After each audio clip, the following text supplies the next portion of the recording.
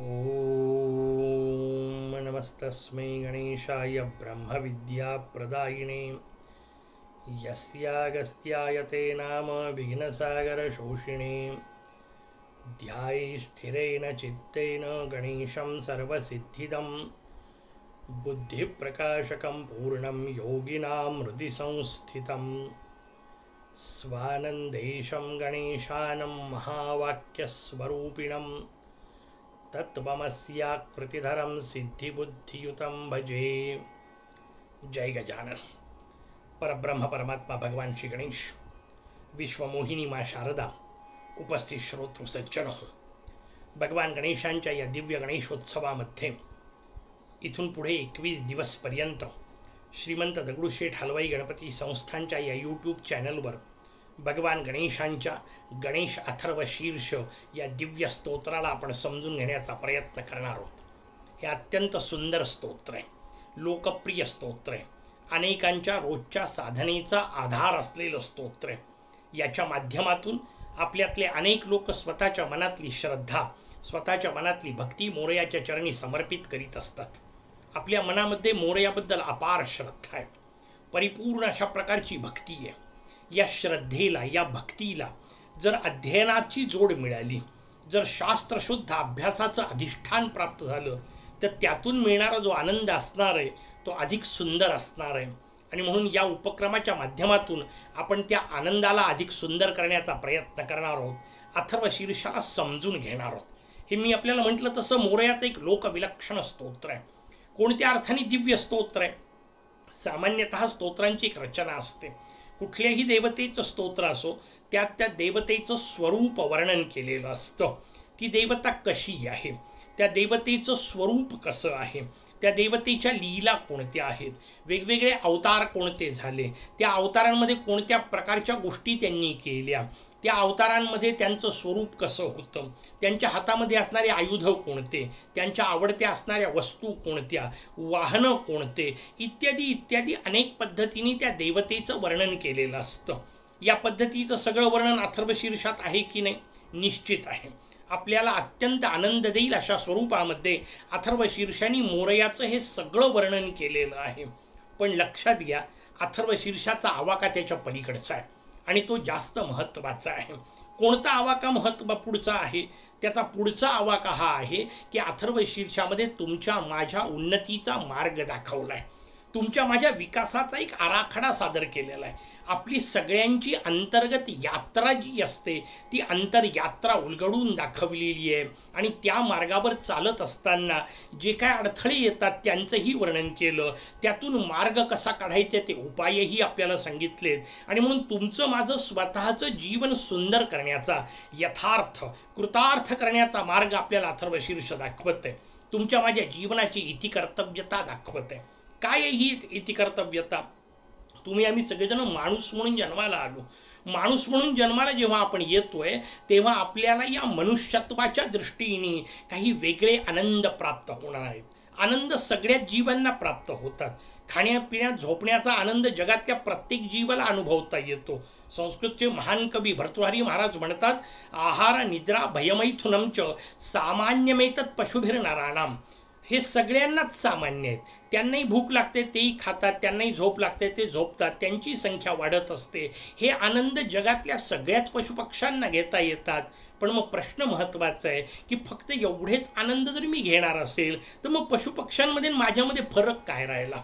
माझा आनंद हा मोठा असला पाहिजे, हा अधिक सुंदर असला पाहिजे। कारण शेवटी माणूस मोठा झाला, मोजायचं कसं?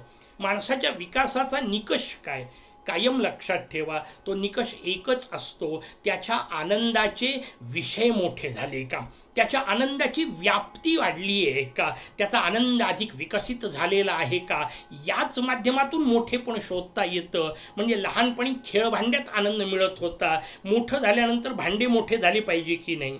मग तोच नियम व्यवहारातही आहे। लहानपणी ज्या ज्या गोष्टीतून मला आनंद मिळत होता त्याच्यापेक्षा मोठेपणातला आनंद हा मोठा असला पाहिजे।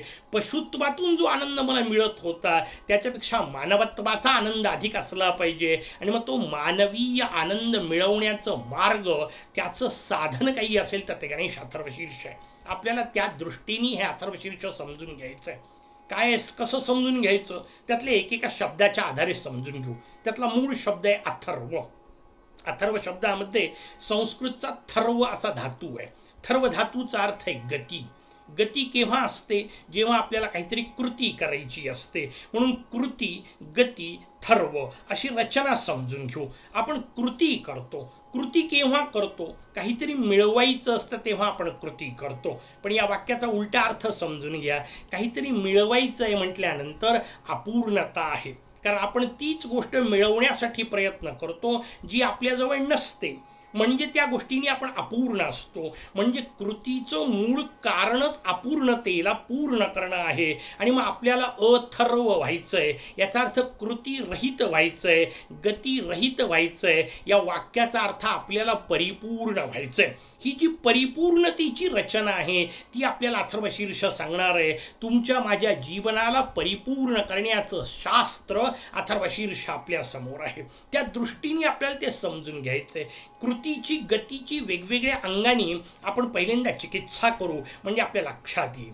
आपल्याला गती रहित व्हायचंय. मी आपल्याला म्हटलं, तुम्ही म्हणा का अजब सांगता काहीतरी, सगळं जग सांगतं गती मिळवा, तुम्ही म्हणता गती नसली पाहिजे. सगळं जग सांगतं कृती करा, तुम्ही सांगता कृती करू नका, कृती शून्य व्हायचंय. तर व्यवस्थित लक्षात घ्या, हे लोकविलक्षण जरी वाटत असलं तरी त्याचं कारण असं आहे की जे मिळवायचंय ते जर लोकविलक्षण असेल तर त्याचं साधनही लोकविलक्षणच असावं लागतं. काय मिळवायचंय आपल्याला, म्हटलं तसा आनंद मिळवायचा आहे. मग तो आनंद लोक विलक्षण आनंद मिळवायचा असेल तर अथर्वशीर्ष हाच त्याचा मार्ग असू शकतो. व्यवहारात गती असते की नाही, आहे. त्या गतीचे उपयोग आहेत की नाही, आहे. त्या गतीचा आपल्याला काय काय लाभ मिळतात, त्या सगळ्या गोष्टी व्यवहारात असतील. पण लक्षात घ्या, आपण व्यवहाराच्या नाही अध्यात्माच्या क्षेत्रात प्रवेश करणार आहोत, साधनेच्या क्षेत्रात प्रवेश करणार आहोत. आणि इथले नियम वेगळे आहेत. व्यवहारातली सुद्धा गती, प्रगती जर परिस्थितीत होत नसेल तर त्या गतीचा उपयोग नसतो. म्हणजे काय, एक लहानचं उदाहरण देतो, आपल्या लक्षात येईल. आपल्यापैकी अनेक जण व्यायामशाळेत जातात, प्रत्यक्ष उपयोग करतात, निदान पाहिलं नक्की आहे आपल्यातल्या प्रत्येकाने. व्यायामशाळेत तो धावण्याचा पट्टा असतो, ट्रेडमिल, त्याच्यावर आपल्यापैकी अनेक जण जातात. उभा राहतो तो व्यायामपटू, तो उभा राहिल्यानंतर व्यायामाला सुरुवात करतो. आता गंमत पा कशी आहे, व्यवहारातल्या गतीची रचना लक्षात घ्या. तो धावायला सुरुवात करतो, थोड्या वेळाने त्याचा वेग वाढत जातो, उंचीसुद्धा कमी जास्ती करता येते, त्याची उंची वाढते, आणखीन वेगात तो धावायला सुरुवात करतो, चालत असतो, चालण्यापासून धावण्यापर्यंत जातो, त्याला घाम फुटायला सुरुवात होते, थोड्या वेळाने घामाने लदबदलेला असतो, अगदी श्वास फुटायची वेळ येते, शेवटी नाईलाज होतो आणि बटन बंद करून तो थांबतो. पट्टा थांबला, हाही धावायचा थांबला, प्रचंड गती या काळात त्यांनी मिळवली होती, त्यानंतर तो थांबला, खाली उतरला. गंमत लक्षात आली का, कुठे उतरला, त्याचं उत्तर आहे जिथून चढला होता तिथेच खाली उतरला, पुढे गेलाच नाही. गती तर मिळाली, प्रगती झाली नाही. आणि मग अशी जर गती असेल तर ती काय कामाची. पण तुमच्या माझ्यापैकी अनेकांच्या जीवनाची गती आत्ता म्हटलं त्या पद्धतीने अशीच आहे की नाही. आहार निद्रा भयमैथुनंच एवढंच जर आम्ही आयुष्यभर करत असू तर गती तर आहे, प्रगती कुठे आहे. आपल्याला ती प्रगती मिळवायची असेल तर गतीचं नाही, थर्वतेचं नाही, अथर्वतेची कास धरावी लागेल. आणि मग ती अथर्वता आपल्याला मिळवायची आहे.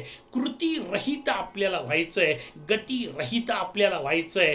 का, कारण त्यातच शांतता आहे, त्यातच सुख आहे, त्यातच समाधान आहे. लक्षात घ्या, मजेदार गोष्ट, आपल्यापैकी अनेकांनी लहानपणी पाहिलेली स्पर्धा, खेळलेली स्पर्धा असते धावण्याची स्पर्धा. आपण सगळेजण कधी ना कधीतरी या स्पर्धेत सहभागी झालोय. आयुष्यभर चालणीचे वेगळ्या अर्थाने धावण्याची स्पर्धा, पण तो वेगळा विषय. धावण्याच्या या स्पर्धेमध्ये सगळेजण उभे असतात, सगळे धावक एका रेषेमध्ये उभे आहेत, आवाज झाला, सगळ्यांनी धावायला सुरुवात केली. स्पर्धा कशाची, धावण्याची, बरोबर बरोबर.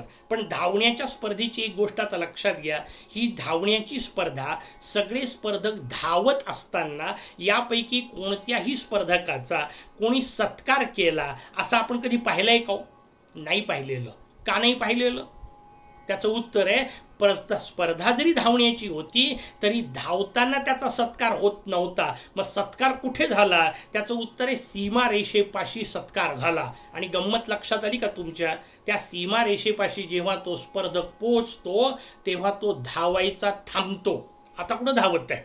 तिथं आल्यावर तो थांबला आणि गंमत लक्षात घ्या, जो पहिले थांबला स्पर्धा त्यांनी जिंकली, जो पहिले थांबला विजय त्याचा झाला. म्हणजे लक्षात घ्या, स्पर्धा जरी धावण्याची होती असं आपण म्हटलं तरी महत्त्व थांबण्याला होतं, महत्त्व गतिरहित होण्याला होतं. कारण विजय गतिरहित होण्यात आहे, आनंद विजयात आहे आणि म्हणून आनंद गतिरहित होण्यातच आहे. मग आपल्याला हे गतिरहित होण्याचं सूत्र समजून घ्यायचं आहे, थांबणे समजून घ्यायचं आहे.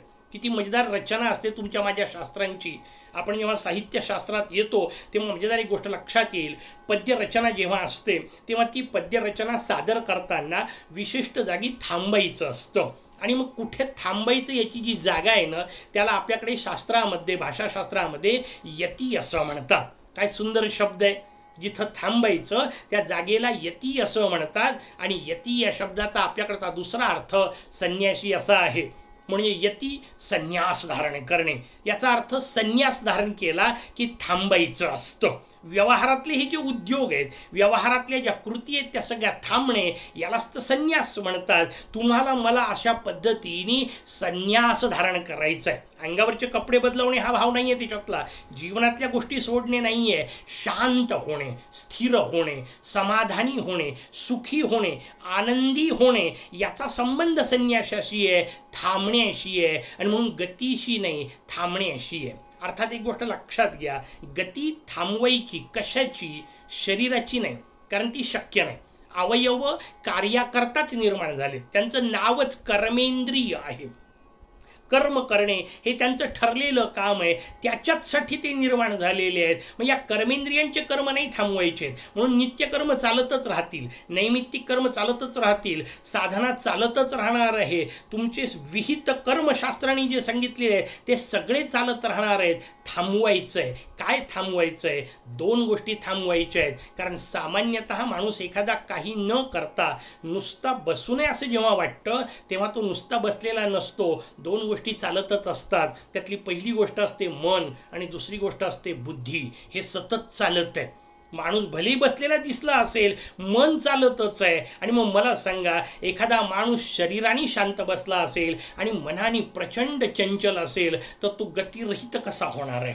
आपल्याला गतिरहित तिथे व्हायचंय, मन शांत करायचंय, बुद्धी शांत करायची आहे. कारण मनाचं काम आहे संकल्प करणे, मनाचं काम आहे विकल्प करणे, बुद्धीचं काम आहे निर्णय घेणे. आणि लक्षात घ्या, जगातल्या सगळ्या दुःखाच्या मागे हीच रचना आहे. सगळे दुःख संकल्पामुळे आहेत, सगळे दुःख विकल्पांमुळे आहेत, सगळे दुःख मी निर्णय घेतो या अहंकारामुळे आहेत. ह्याच गोष्टी सोडायच्या आहेत. म्हणून मन आणि बुद्धीला शांत करण्याचं शास्त्र गणेश अथर्वशीर्ष आहे. आपल्याकडच्या उपासना पद्धतीमधल्या, अगदी रोजच्या नित्य उपपूजनामधल्या सुद्धा काही गोष्टी मजेदार समजून घ्या. भगवान त्याच्या समोर आपण जातो, घरच्या देवालयात असो की एखाद्या मंदिरात असो, भगवंतासमोर जाताना दोन गोष्टी न्यायच्या असतात. काय काय न्यायचं असतं? म्हणजे पूजेचे अनेक उपचार असतात, निदान दोन गोष्टी असतातच असतात. त्यातली एक गोष्ट असते फुलं आणि दुसरी गोष्ट असतो नारळ. काय मजेदार रचना आहे, लक्षात घ्या. हे नुसते पदार्थ नाही आहेत, हे काहीतरी वस्तू नाही आहेत, हे प्रतीक आहेत. कशाचे प्रतीक आहेत?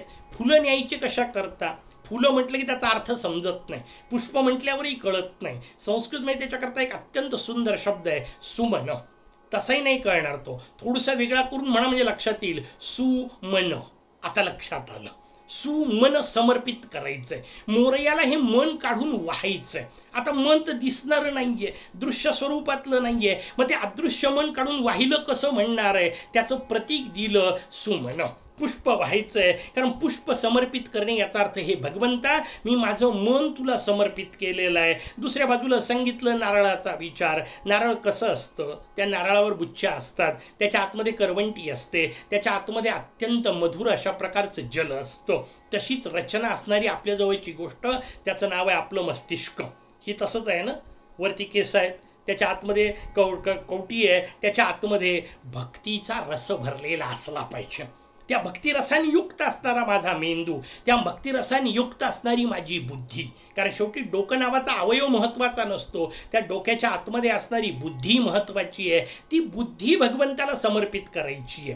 गंमत लक्षात घ्या, साधना आपल्याला सांगते भगवंताला मन समर्पित करा, बुद्धी समर्पित करा. आपण या दोन गोष्टी सोडून बाकी अनेक गोष्टी समर्पित करत बसतो आणि मग फल प्राप्त होत नाही. ते आपल्याला नेमका अथर्वशीर्ष सांगणार आहे, मनाला शांत कसं करायचं, बुद्धीला शांत कसं करायचं, बुद्धी स्थिर कशी करायची आणि मग ती बुद्धी पतीला समर्पित कशी करायची, याचा मार्ग आपल्याला अथर्वशीर्ष उलगडून दाखवतं. ते शीर्ष शब्द त्याच्यासोबत वापरला. अथर्व करायचंय काय, शीर्ष, डोकं शांत करायचंय. कारण सगळ्या अडचणी त्याच्या आहेत, परिस्थितीवर अडचणी बिघडत नाहीत. लक्षात घ्या, आपल्यापैकी अनेकांनी ऐकलेली कथा असते, भागवत ऐकलं, त्या भागवतामध्ये सुदाम्याची कथा ऐकली. कमालीची विपरीत परिस्थिती होती. मी प्रवचनांमध्ये सांगताना नेहमी सांगत असतो, आपल्यापैकी एकाचीही परिस्थिती सुदाम्या इतकी वाईट नाही. पण लक्षात आलं का, आपल्यापैकी एकाची ही परिस्थिती सुदाम्या इतकी वाईट नसली तरी आपल्यातल्या एकाची ही मनस्थिती सुदाम्या इतकी चांगली पण नाही. का? कारण सुदाम्याचं मन, सुदाम्याची बुद्धी भगवंताच्या चरणी समर्पित आहे. मग ही रचना आपल्याला समजून घ्यायची आहे, अथर्व व्हायचंय. मग अथर्व ही नुसती एक शब्दरचना नाही आहे, अथर्व ही एक अवस्था आहे. ती अथर्व अवस्था प्राप्त करायची आहे, शीर्ष अथर्व करायचं आहे, बुद्धी शांत करायची आहे, मनाला प्रसन्न करायचं आहे. कारण सुख समाधान मिळवणे हेच आपलं उद्दिष्ट आहे. जीवनातली प्रत्येक गोष्ट आपण त्याच्यासाठी करतो. लक्षात घ्या, म्हणजे रात्री झोपेत कूस बदलवण्यापासून डोळ्याची पापणी खालीवर करण्यापर्यंत प्रत्येक गोष्टीच्या मागे एकच एक उद्देश असतो, सुखी होणे, समाधान मिळवणे, आनंद प्राप्ती असणे. मग सगळ्या गोष्टी आपण त्याच्यासाठी गोळा करतो. किती गोष्टी व्यवहारात गोळा करतो लक्षात घ्या, पद, पैसा, प्रतिष्ठा, सन्मान, नाना प्रकारच्या गोष्टी गोळा करतो. नातेवाईक, बायको, मुलं, घर दार, कितीतरी गोष्टी व्यवहारामध्ये आपण सगळ्या गोळा करतो. कशा करता? आपल्याला वाटत असतं यातून सुख मिळणार आहे, यातून आनंद मिळणार आहे. मिळत नाही का? उगीच नाही म्हणू नका, कारण नसता मिळालं तर लोकांनी एवढे उद्योग केलेच नसते. मिळतो, या प्रत्येक गोष्टीतून एक सुख मिळतं, या प्रत्येक गोष्टीतून एक आनंद मिळतो. अडचण एकच आहे, तो टिकाऊ नसतो. सगळ्या गोष्टी उदाहरण घेऊ म्हणजे आपल्या लक्षात येईल, एखादा माणूस असतो, एखाद्या उच्च पदावर आसीन होतो, त्या पदावर बसल्यानंतर त्या पदाच्या माध्यमातून काही मान मिळतो, सन्मान मिळतो, स्वाभाविक आनंद मिळतो त्याचा. पण लक्षात घ्या, पद निश्चित नाहीये, पद शाश्वत नाहीये, कधीतरी निवृत्त व्हावं लागणार आहे, त्या पदावरून निघून जावं लागणार आहे. आणि मग एकदा त्या पदावरून तो माणूस गेला की त्या पदामुळे मिळणारा जो सन्मान होता तो नष्ट होणार आहे. एकदा तो नष्ट झाला की त्यातून मिळणारा आनंद नष्ट होणार आहे. म्हणजे कितीही सुंदर बायको मिळाली, अगदी विश्वसुंदरी जरी पत्नी म्हणून जीवनामध्ये आली, तिच्या सौंदर्याचा आनंद मिळणार नाही या म्हणण्यात काय अर्थ आहे? मिळणार, पण लक्षात घ्या, तो आनंद टिकाऊ नाहीये. कारण ज्या सौंदर्याच्या भरोशावर तो आनंद मिळतोय ते सौंदर्यच टिकाऊ नाहीये. उद्या त्या सौंदर्याचा लोप होणार आहे आणि एकदा त्या सौंदर्याचा लोप झाला की त्या सौंदर्याच्या आधारावर मिळणाऱ्या आनंदांचाही लोप होणार आहे. मग हे व्यवहारातल्या सगळ्या गोष्टींना लागू पडतं. व्यवहारातले सगळे आनंद हे क्षणभंगूर आहेत या अर्थाने म्हटलं की ते नष्ट होणार आहेत. ते नष्ट होत जाणारे आनंद सोडून कायम आनंदाच्या मागे मला लागायचं आहे, शाश्वत आनंद मला प्राप्त करायचा आहे, चिरंतन आनंद मला प्राप्त करायचा आहे. कुठे मिळतो? अथर्वशीर्ष आपल्याला सांगतं, गणेश अथर्वशीर्ष. तुमचं शीर्ष गणेशाच्या चरणाशी अथर्व करा. म्हणजे तुमचं मस्तक, तुमची मन आणि बुद्धी गणेश चरणी एकदा लीन केली, गणेश चरणी एकदा स्थिर केली तरच शाश्वत आनंद मिळणार आहे. का? कारण तो स्वतः आनंद रूप आहे. म्हणून कायम लक्षात घ्या, कोणतीही गोष्ट जेव्हा मिळवायची असते तेव्हा शास्त्राचं एक स्वरूप ठरलेलं असतं. म्हणजे समजा एखादी वस्तू माझ्याजवळ आहे आणि त्या वस्तूला मला गरम करायचं आहे, उपाय काय? शास्त्राने सांगितलं, अग्नीचा गुणधर्म आहे उष्णता. ती वस्तू अग्नीच्या जवळ न्या की ती वस्तूही गरम होते, कारण अग्नीचा संपर्क त्याला मिळतो. त्या वस्तूला थंड करायचं असेल तर बर्फाच्या जवळ न्या. बर्फाचा गुणधर्म आहे शीतलता. बर्फाच्या जवळ नेलं की ती वस्तूसुद्धा बर्फाच्या गुणांनी युक्त होते, शीतल होते. मग हा जो व्यवहारातला नियम आहे तोच अध्यात्माच्या क्षेत्रात आपल्याला उपयोगात आणायचा आहे. मला सुखी व्हायचं आहे, शांत व्हायचं व्हायचंय, समाधानी व्हायचंय, आनंदी व्हायचंय, कसं होता येईल? त्याचं उत्तर आहे जो आहे त्याच्या जवळ गेलं की होता येईल. आणि असा कोण आहे? त्याचं उत्तर आहे माझा मोरयाच फक्त असा आहे. तो या सगळ्याच्या पलीकडचा आहे. तो गतिरहित आहे. त्याला काही मिळवायचं नाहीये. कारण गतीचा संबंध समजून घ्या. मी कोणतीही गोष्ट मिळवण्यासाठी कृती तेव्हाच करतो जेव्हा ती गोष्ट माझ्याजवळ नसते. आणि एखादी गोष्ट नसणे ही अपूर्णतेचं लक्षण आहे. परिपूर्ण आहे गतिरहित होणे. माझा मोरया परिपूर्ण आहे. त्या मोरयाच्या चरणाशी गेलं की मलाही परिपूर्णता मिळणार आहे. ती परिपूर्णता कशी मिळवायची त्याचा विचार आपण 21 दिवस करणार आहोत. उद्यापासून ते समजून घेऊ. तोपर्यंत जय गजानन.